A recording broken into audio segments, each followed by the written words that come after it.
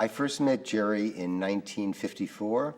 I was, Mr. Balanchine was choreographing The Nutcracker, and Jerry choreographed, if I remember correctly, the battle scene between the soldiers and the mice and the little Nutcracker prince. And then the next time I danced for Jerry was in the Broadway production of West Side Story.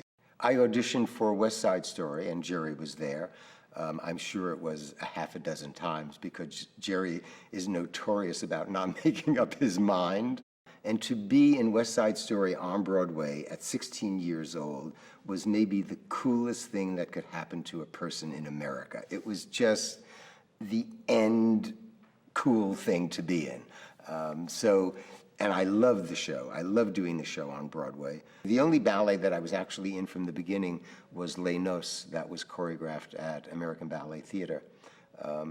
And that was a wonderful, wonderful experience. Jerry was very frightened of the score.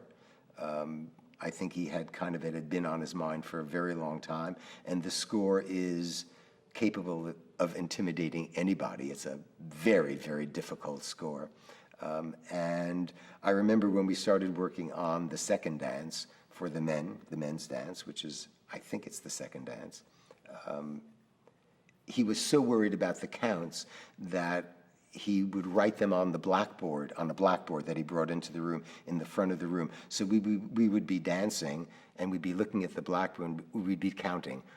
1, 2, 3, 4, 5, 1, 2, 3, 4, 5, 6, 1, 2, 3, 4, 1, 2, D, dot, dot, dot. And but we kept bumping into each other.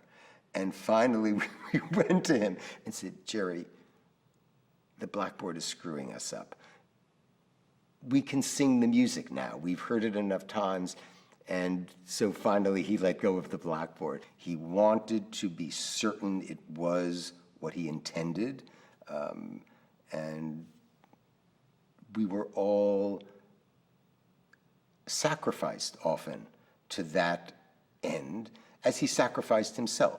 I went to see Les Noces, Nijinsky's Les Noces, which I had not seen, after Jerry's had premiered.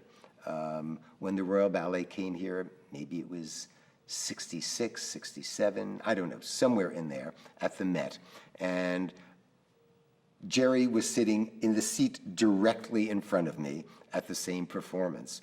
And at the end of Les Noces, I was so excited at seeing this monster ballet. I mean, it just stood up and took over the theater. And it received a standing ovation, and after the applause had died down, I put my hand on Jerry's shoulder, and I said, Jerry, wasn't that fantastic? As I said it, I thought, whoops, maybe I shouldn't have said that.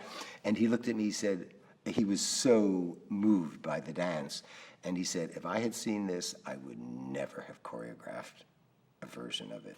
And I thought that was a wonderfully telling sense of how he appreciated the originality and the power of Nijinsky's ballet. When I was in ballet theater and choreographed just 2 short dances on my own time with friends in the company, I called Jerry and asked him if he would come and take a look at it, see if he thought it was any good or any bad or whatever it was. And he came and he liked it very, very much. And he called Lucia Chase and said, I think you should produce this. And that's really how I got my chance to present my first ballet at American Ballet Theater. So I thank him for that.